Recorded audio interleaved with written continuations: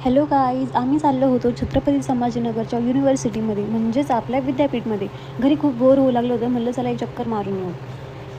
आम्ही चाललो होतो मस्त डान्स करत करत. रियांश खूपच एन्जॉय करू लागला होता आणि असं डान्स करत करत आम्ही पोहोचलो युनिव्हर्सिटीमध्ये. मी त्याला शूज घालू लागले, पण तो शूज घालतच नव्हता, अजिबात ऐकतच नव्हता तो माझं काहीच.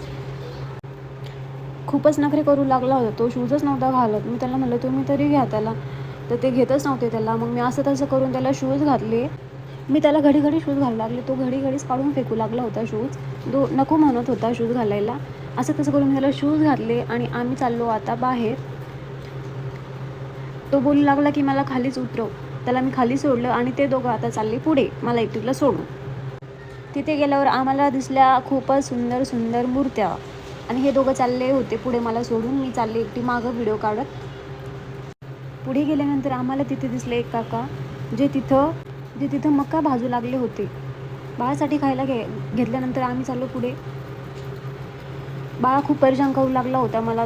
खाली सोड बोलू लागला होता तो. मग तो पळू लागला, नुसतं खाली सोडलं त्याला.